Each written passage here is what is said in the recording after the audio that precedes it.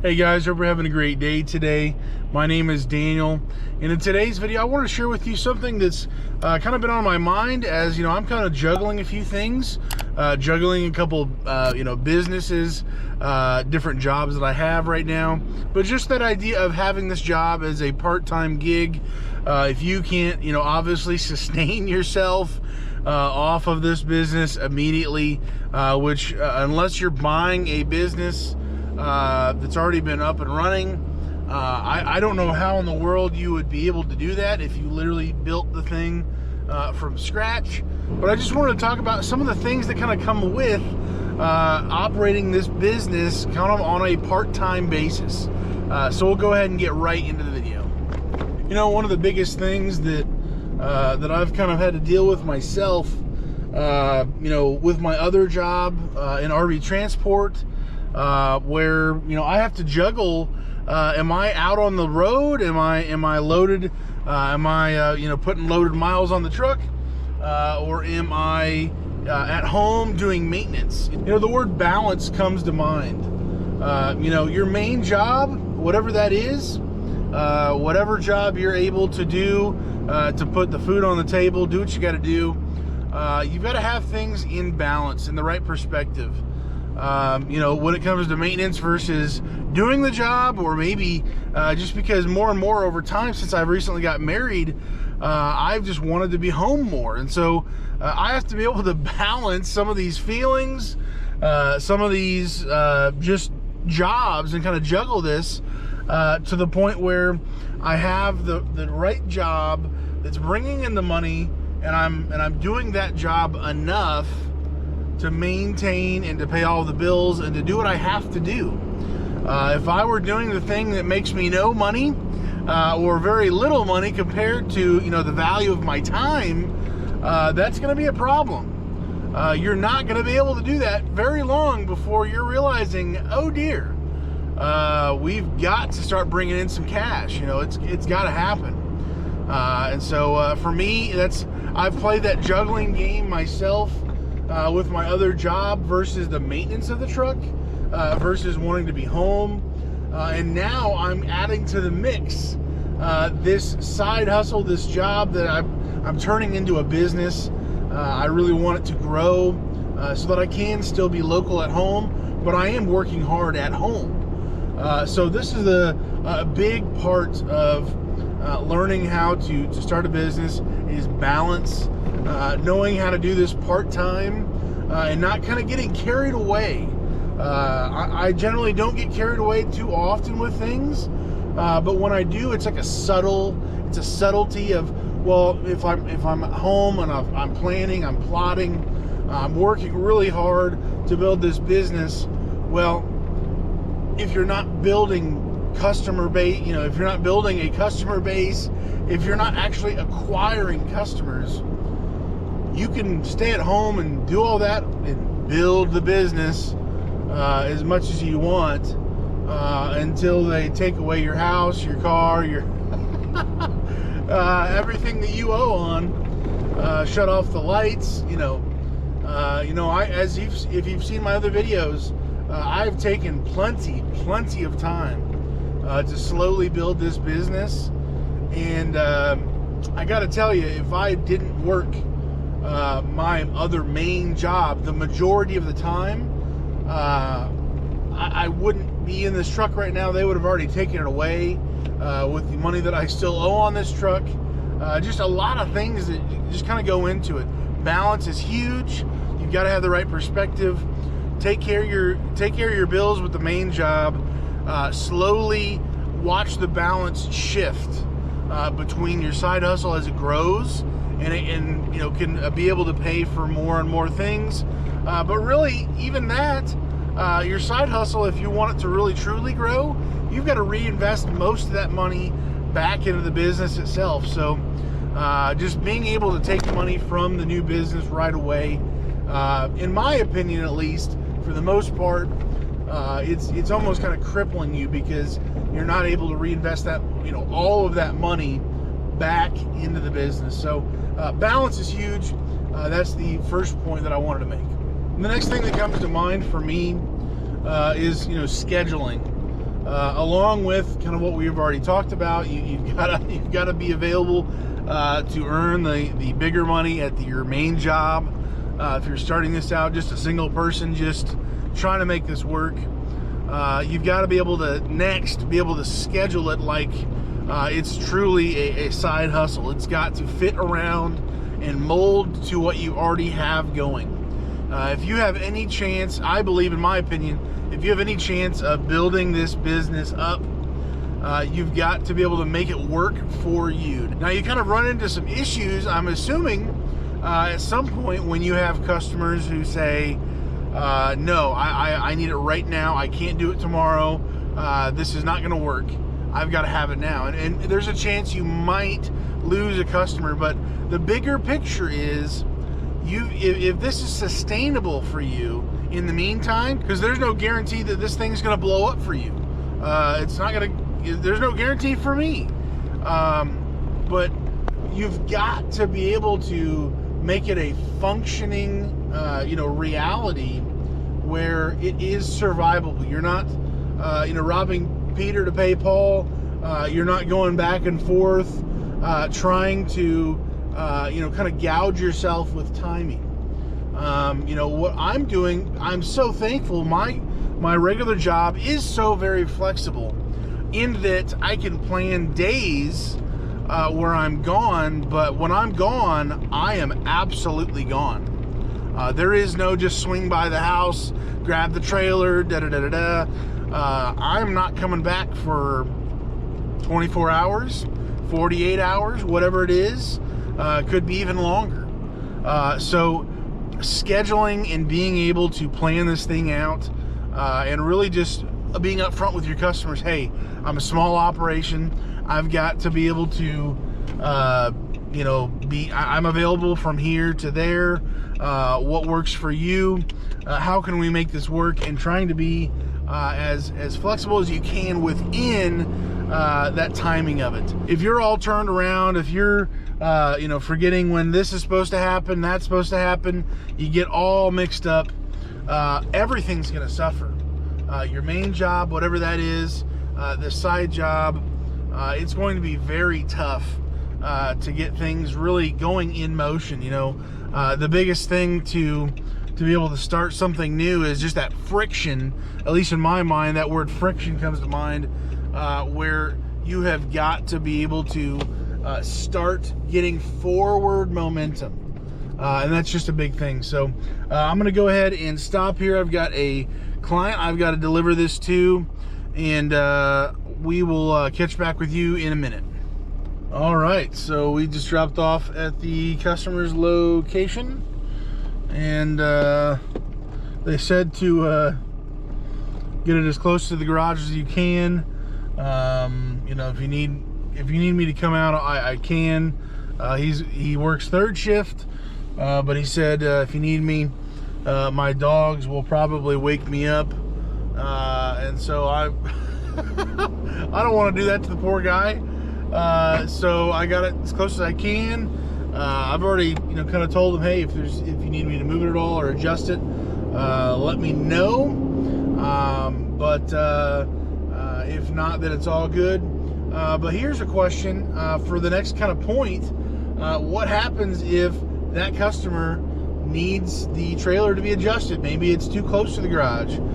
It's not close enough. They want it moved slightly, something somehow.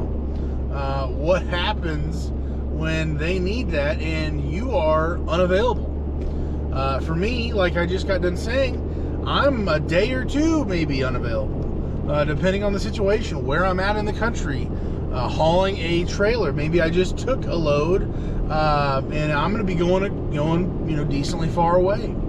And so that leads me to the next point. Actually, unintentionally, I didn't think about this, but that leads me to, having others with a truck that if you're doing this as a side hustle, if you're doing this just as a part-time thing, you've got to have resources around you, other people, other options, to be able to, fill in the gap. Let's say they need it adjusted, they need it moved 2 feet forward for whatever crazy reason, that means it needs to happen. If at all possible, it's got to happen. And so for me, what I have done personally is I know a few drivers, a few buddies of mine who they have diesel bigger trucks. They know how to handle trailers. They know what they're doing. I've talked to them preemptively and just said, hey, there may be times where I'm gone. I'm unavailable. There's issues.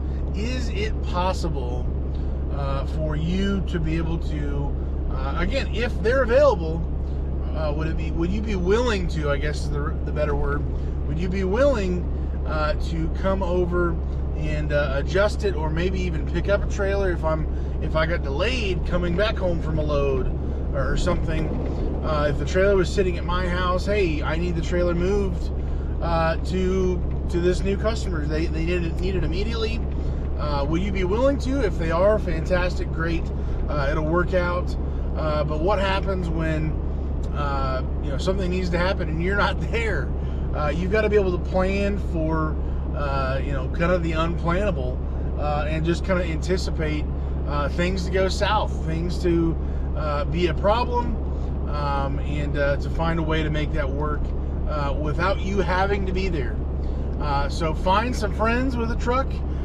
If you can't, find a friend with a truck, then I would talk to somebody that you maybe don't know and work out some type of deal. Hey, would you be willing, if you have to adjust a trailer, would you be willing for, let's say, $20? Obviously, the amount of miles and time it takes could vary, but could you pay somebody to do the job, to adjust it?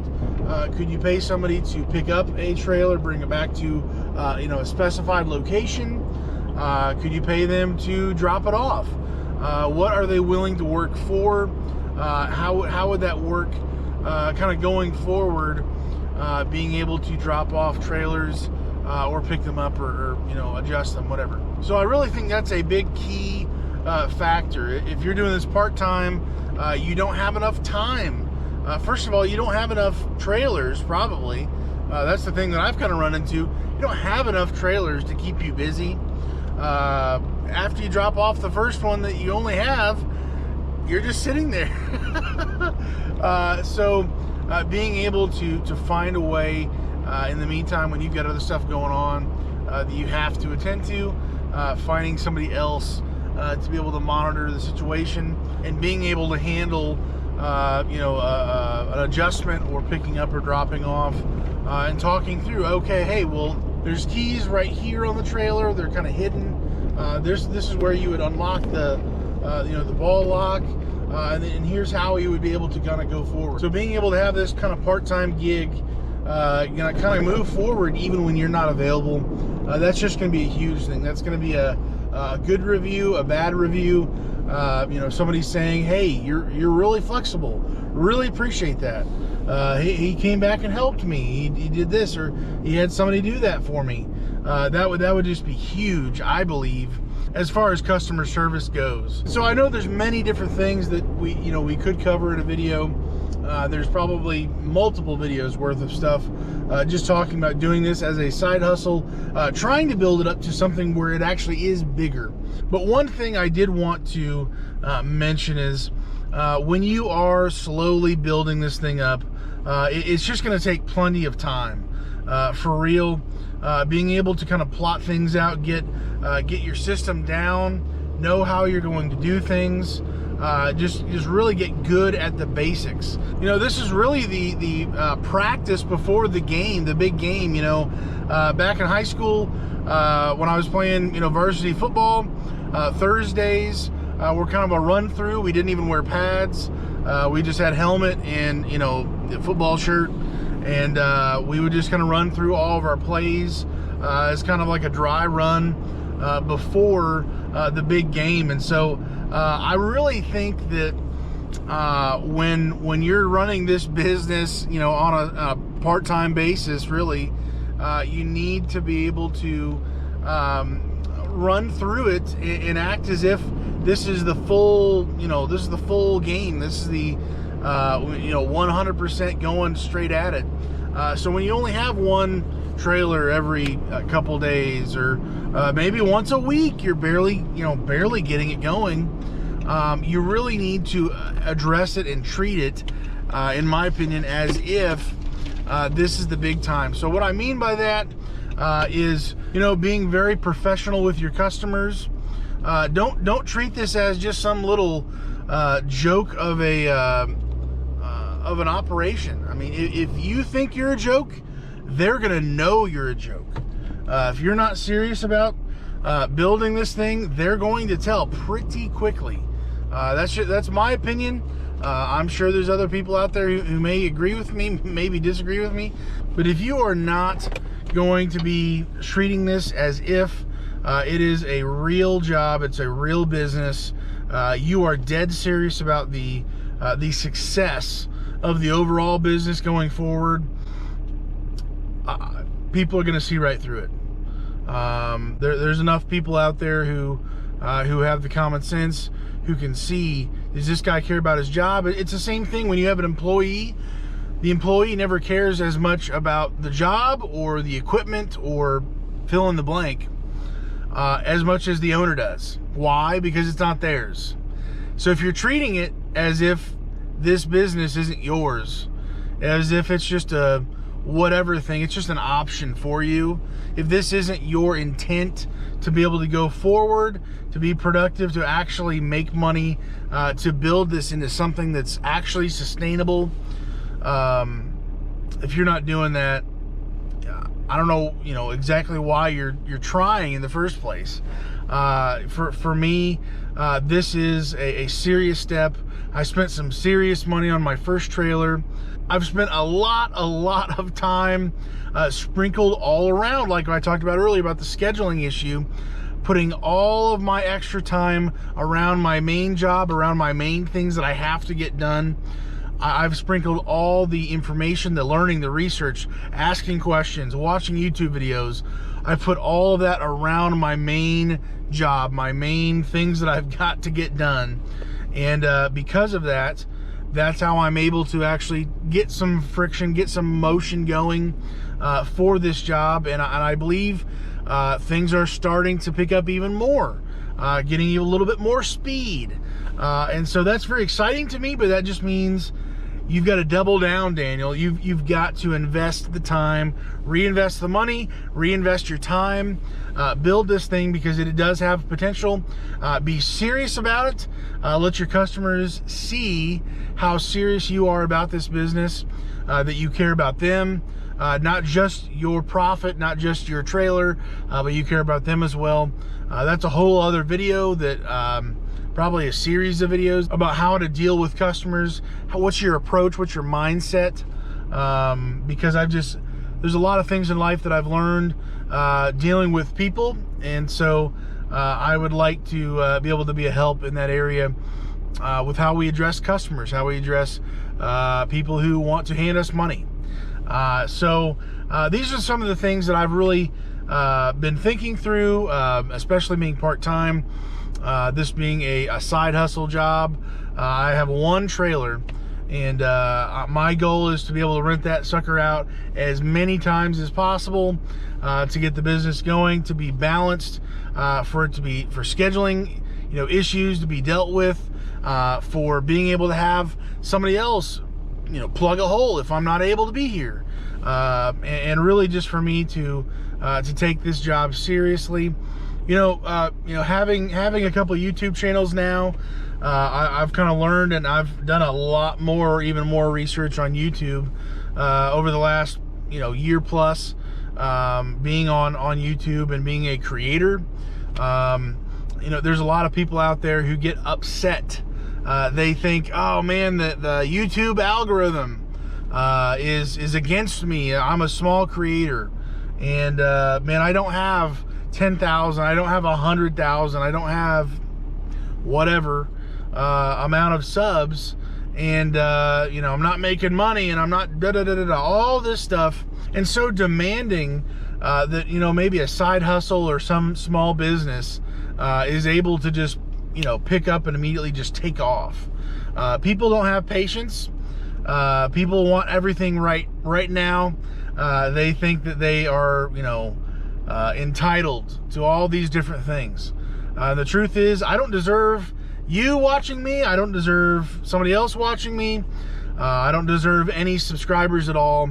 I'm the one who has to create the value, to take it seriously, to post these videos, to come up with different topics, to build the channel, to be consistent with my uploads as much as possible, and to respond and talk with you guys, and to be the best helper I can be. Daniel, the dumpster helper, I just want to be a helper. I'm not saying that I know everything, but I do want to be a help with what I have learned, and as I learn going forward. And it takes time, it takes patience, it takes value, and man, whether it's YouTube, whether it's a side hustle like this, a dumpster rental business, you've got to have patience. You've got to build it. You've got to be in this for the long haul. There is no, overnight success. People who are, told that they had some type of overnight success story, and how incredible is that? Probably 99% of the time, it's not actually overnight. They've actually put years into it. No one's heard of them. Whatever the thing is, they've put so much time and effort into it without being recognized, with being patient, with building something, with being determined, taking it seriously. They eventually just somehow got recognized for that, and all of a sudden, wow, you went from nothing to everything. Actually, this took 5 years. Actually, this took months and months and months. This took, fill in the blank. There's just so many times where people look on the outside and they think, wow, look at that guy's business. Man, look at that. I want that. They go out and they try to build something.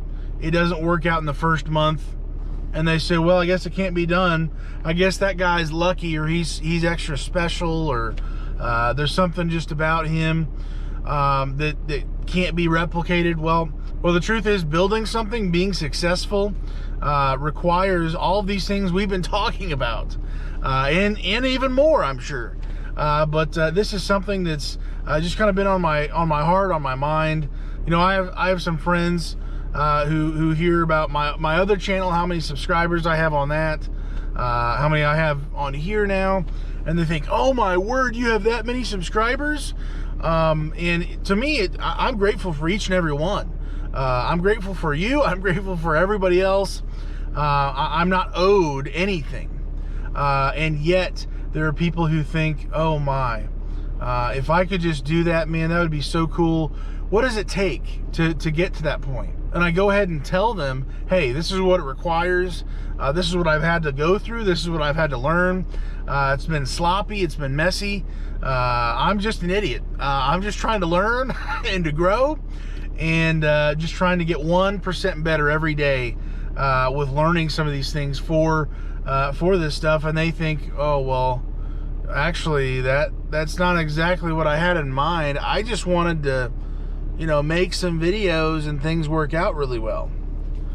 And they don't actually say that, but they think, oh, well, this is, I guess, not working out.